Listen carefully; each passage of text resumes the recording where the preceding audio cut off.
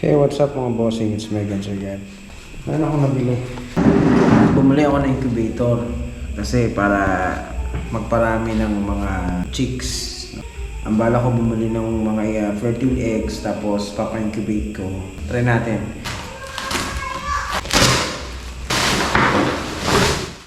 Yan siya mga boss. So, sa box niya, ito yung makikita nyo. Hanggang to, hindi ko alam kung anong tawag dyan. Ito yung cover niya.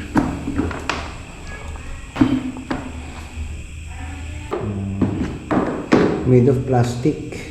Merong 4 na ganito. 2 maliit. Ayan. Tapos ito yung mga lalagyan ng tubig. Then meron tayong lalagyan ng tubig. Ito yung nilalagay. Mali. Tapos may roller. Ito yung kanyang mga aparatos pa. Yung cord. And then may manual sa loob. Ayan yung manual niya. Okay, so may mga steps. Subukan nating buuin.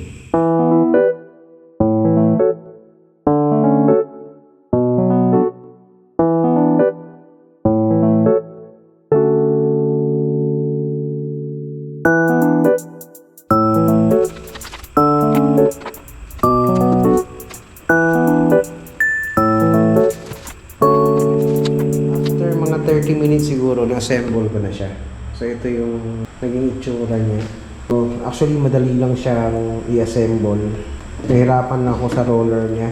So itong mga rollers na to, ayan, meron siyang parang gear dito sa dulo niya. Ayun yung itatapat mo dito sa ano. Meron sing roller din dito. Ayan. So umiikot kasi yan. Tapos iikot na rin tong mga rollers. Andun yung motor niya sa may gilid. So ipapatong mo lang, madali lang kasi malalaman mo kung saan siya ipapatong kasi meron siyang mga yan. Tapos ito mga bossing, natatanggal to siya. Ito, i-connect mo siya dito.